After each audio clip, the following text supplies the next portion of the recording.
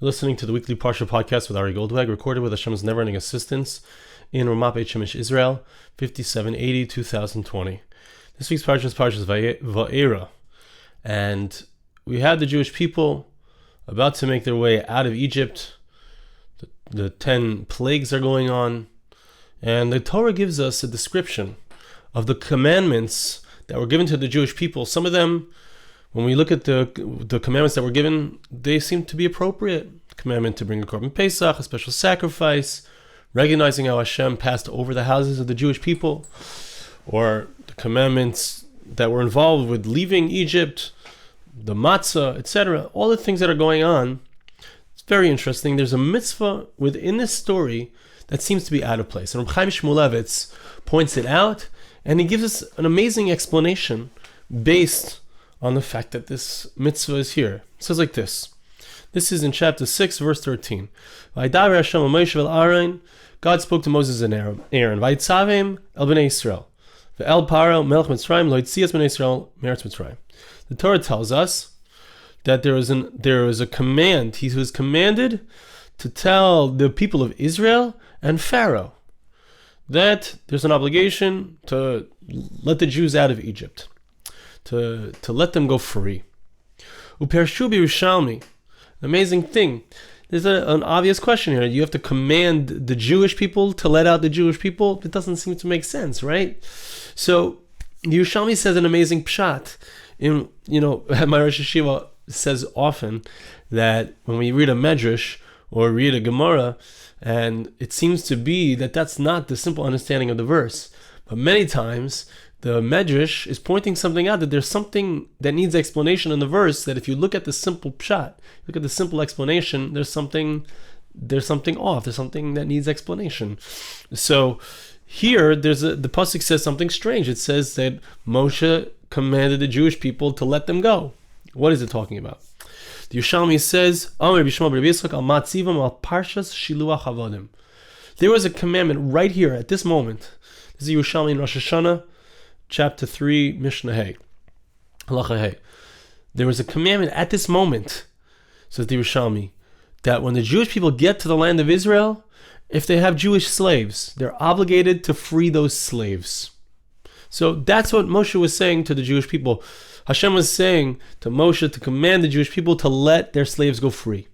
Just like in Egypt, the Pharaoh is supposed to let the Jewish people go out, so the Jewish people will have to let them go out later on. We find an explicit verse in Jeremiah chapter 34, verses 13 and 14.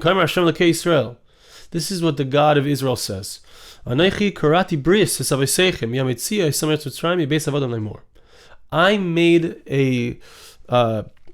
a covenant with your forefathers, with your ancestors, as they left Egypt.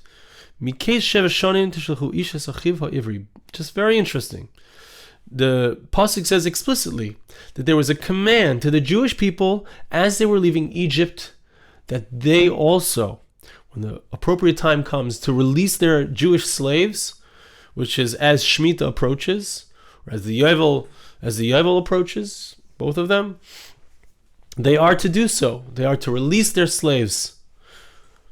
Krisas bris miyuchedes haisav yitzias Mitzrayim. Says Reb Chaim Shmulevitz, there was a special covenant that was made at the point of time when the Jews left Egypt. Al mitzvahs shiluach eved ivri. When it came in regards to the mitzvah, the obligation of letting out one's Jewish slave. We need to think about it. What is the idea? Why is it that the Jewish people were given an obligation as they're leaving Egypt, that in the future time, he was going to say how far in the future it is, in the future time, there's going to be an obligation on you to free your slaves. When is it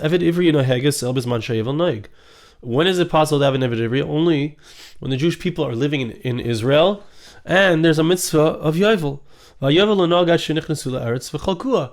It was only possible to have Yovel when the Jewish people went into Israel and split up the land of Israel, which was going to be another 54 years after this. 40 years in the wilderness, 14 years of kibush.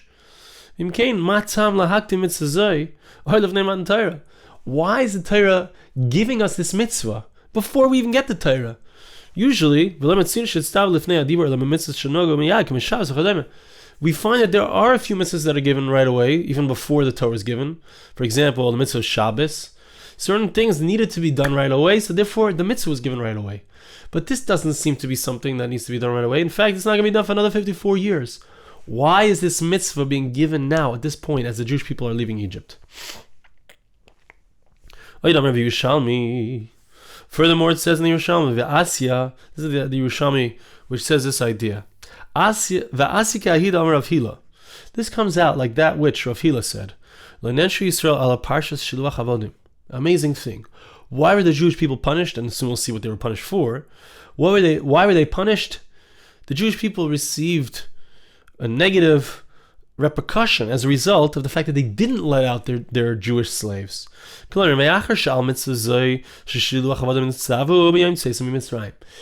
the Jewish people were commanded about this as they left Egypt, very interesting. They had a commandment at this time. Because of the fact that they got this commandment at this time as they left Egypt, so there was something here that was a deeper sin, a greater problem, that they didn't fulfill this mitzvah of letting out their slaves. Like the pasuk says in Jeremiah, Hashem said, as the verse we quoted before, I made a covenant with you when you left Egypt, and I said to you, you need to let out your slave at the end of every 7 years, 6 years, 7 years. You need to let out your slave, let him go free, your Jewish slave. This is why Hashem says you didn't let out your slaves, and therefore there's going to be a tremendous repercussion. So Mizvarim and Aksuvim, says Reb Chaim Shmulevitz, we see an amazing thing. We see that the reason that the Jewish people lost out, they were sent into exile. Why? This is talking about after the first Beis Hamikdash, I believe. Why? It was because they didn't send out their slaves. She came in, and interestingly, the way that Chazal referred to the fact that we're sent into exile is that we become a shubed to the Ummah Ha'olam. We become enslaved to the nations of the world. So we don't have freedom because we didn't give freedom to our slaves.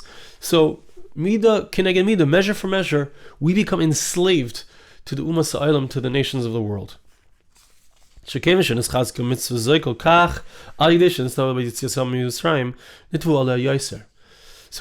says again, he underscores the fact that since this mitzvah was given at what point in time as they're leaving Egypt, it's a much more heinous crime that they haven't fulfilled the commandment of letting their slaves go.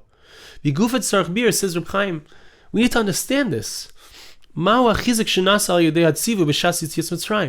What is the idea that because this was it was commanded at this point in time as they're leaving Egypt, therefore it's a much stronger, more powerful command? Couldn't they also be commanded? Couldn't they also be commanded in the mitzvah of at the time of Matan Torah, giving the Torah?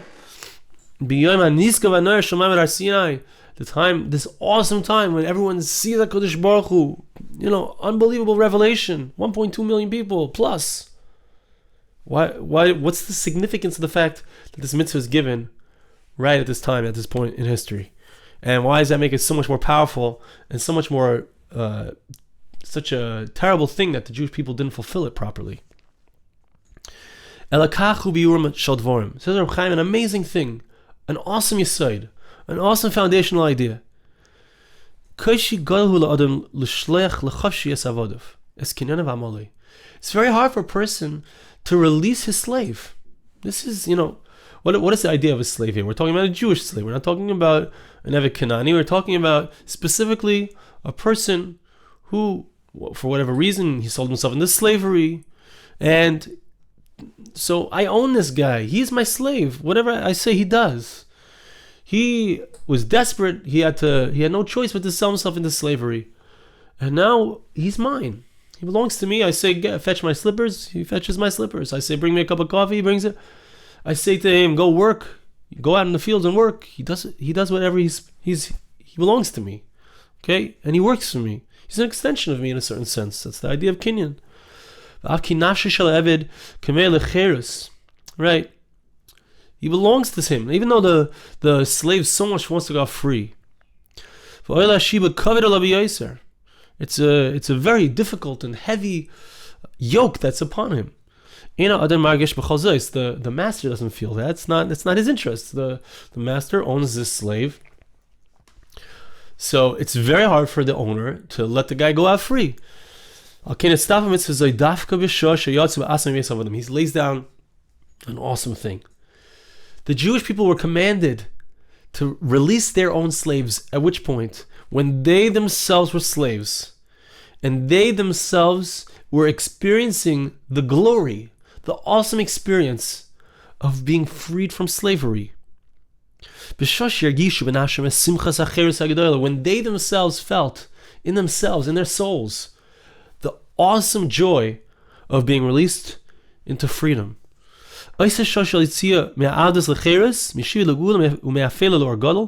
That moment when they were freed from slavery into freedom, from enslavement to redemption, from darkness to light, this is the moment that they need to hear the very difficult obligation that they're going to have in the future time, which is to release their slaves. Okay, we read that. Send away your brother. Send away your brother. Like the verse tells us in Shmos Chaf Gimel Tes, there's an obligation when it comes to Gerim, converts to Judaism. They're strangers. They're called the Gers. The word Ger means a stranger. You should love the stranger. You should love the Ger, the convert. There's an obligation on us to take care of the person who feels uncomfortable, who feels out of place, who's joined our ranks and become a Jew, who's gone through that tremendously difficult process and become one of us. We have an obligation to draw him in, to hug him, to love him. Why? Says the Torah, because you were strangers in Egypt. You know the feeling. You know what it's like to be a stranger in a strange land, and therefore you need to make sure that you take care of those who feel estranged, those who feel like they're not part of. You need to make them feel part of. In the same way, we need the obligation. The Torah specifically gave us the obligation to release our slaves. When we ourselves were released from Egypt. Because that's the point, that we can get into the minds and the hearts of the people who need to be released. If they would have been obligated, if they would have been told at Har Sinai the obligation to let their slaves go free, instead of being told at this exhilarating moment of them being freed, when their feelings would have cooled down slowly, so the mitzvah would not have been imbibed into them as is appropriate. They wouldn't have gotten the message in the same way. Since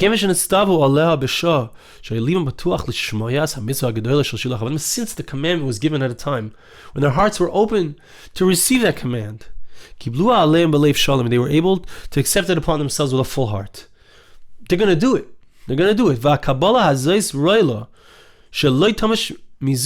This kind of memory, this kind of experience, this kind of command given at such a time, that will never be forgotten. That command at that moment is embedded, is etched into their memory, not just for them, but for their children and their grandchildren who didn't experience it. It's an amazing thing. He's going to talk about it. I don't know if we'll read it inside, but we will try to expand on it. Amazing. Okay, we said that. Even after a person has come down from that high, that awesome, exhilarating experience, he was able to hold on to it because it was rooted. It was anchored, is the good word. It was anchored in something powerful, in a powerful experience. And that's why when the Torah wants to give us a reason why the Jewish people went into Galus, they went into exile, they became enslaved, as we said, to the Umas Ha'olam, to the nations of the world. What is the reason why? It's because they forgot. They let go of that which was anchored in their hearts. The obligation to recognize that a slave needs to be freed out of their own experience. He says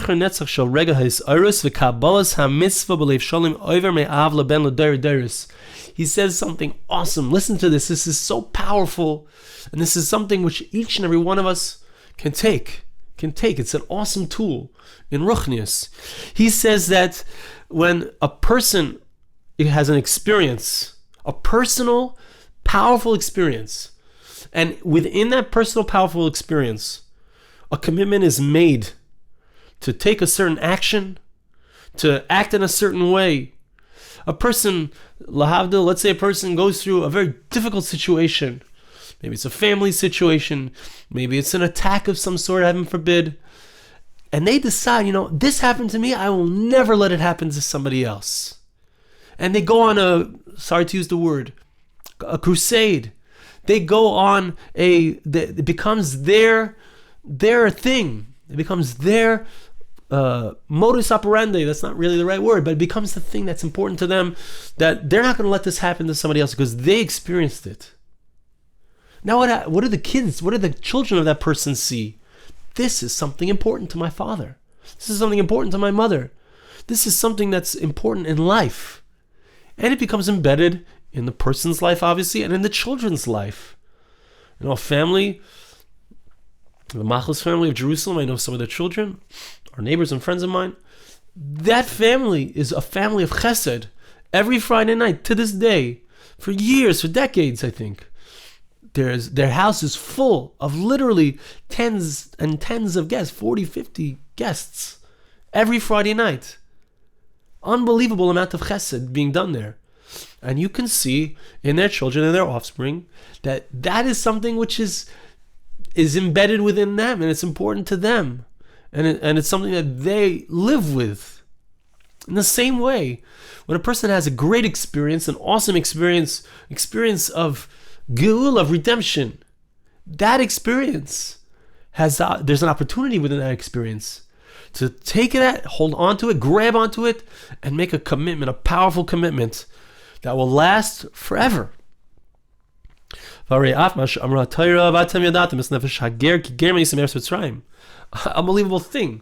Even that which the Torah says, that you know the soul of the stranger, you know the soul of the convert, you know how it feels. Why? Because you were a stranger in a strange land. You were the reject in society. You know what it means.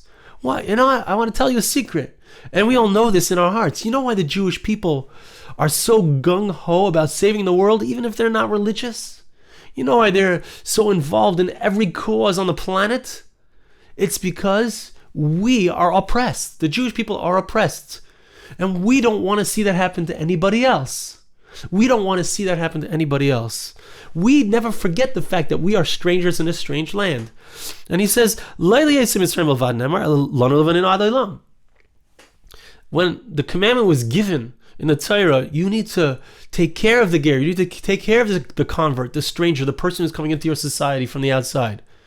Because you know what that's like. It wasn't just said to the people who actually left Egypt, it was said to their children. And it was said to us. Even though we didn't experience that experience of being a stranger in a strange land, but we still have it embedded in our genes that we can relate to somebody else who's a stranger. We can relate to somebody who's downtrodden. We can relate to somebody who doesn't have the opportunities that others have. It's an amazing thing.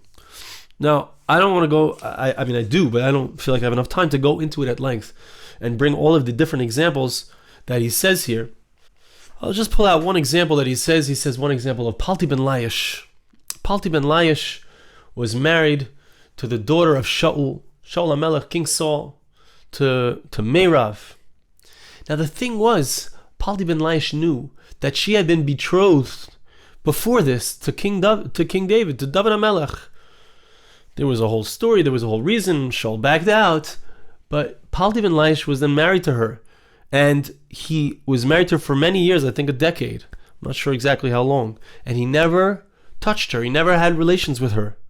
Why? Because he knew that she was already betrothed to a different man. And obviously there was a reason why he had to stay with her, because of Shaul HaMelech had given it to him, and etc. There's a whole reason why that had to happen. But he did an amazing thing. How did he prevent himself? Can you imagine living with another person and not touching them? Never touching them. He took a sword, says Chazal. He took a sword and he stuck that sword in the middle of the bed between him and his wife. And he said, if I ever touch her, I'm gonna take this sword and use it on myself. Amazing statement. He had, it's not so easy. A person sometimes has a challenge, and when the challenge is there over and over and over again, it's natural to fall. It's natural to be subdued by the challenge. Paltiv Laish didn't allow himself to be subdued by the challenge. How did he overcome it? At the beginning, when he was strong, he knew it's not the right thing. He took a sword and he made a symbol for himself. He stuck it into the bed and he said, I will not do this sin. I will not touch this woman. And because of that, because he was inspired at the beginning, he was able to continue to remain inspired and to control himself and to do what was right.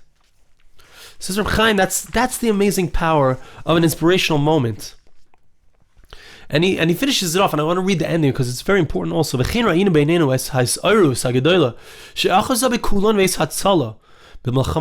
talking, this is not long after the 6-day war. He says, we had an amazing Israelites. We were so inspired by the 6-day war. 1967, we got back all of Eretz Yisrael. We got back Jerusalem. We got back the entire Yehuda v'Shomron, the Judea and Samaria area. It's amazing. The Golan Heights. Awesome. Yeshua, HaKadosh Baruch Hu did awesome things. We were so inspired. But what happened is we didn't take an opportunity. We didn't take advantage and create a commitment as a result of our spilus, of our inspiration. The only way for a person to protect, to hold on to that his spilus, that inspiration, when he is willing and he's inspired, it's by creating some kind of anchor for himself that reminds him of the inspiration that he had previously. Just like Paltiv Laish took that sword and stuck it in the bed. When a person is able to bring himself back to that moment,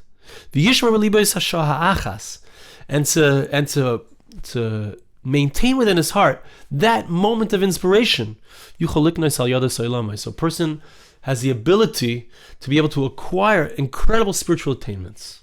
Amazing spiritual tool here. I want to bless you and ask you to bless me. Hashem should help us to be able to be inspired, whether it's by Chas V'Shalom, something that's not such an awesome situation, or whether it's by an amazing Yeshua, a geula, a redemption of some sort in our personal lives or the entire Jewish people.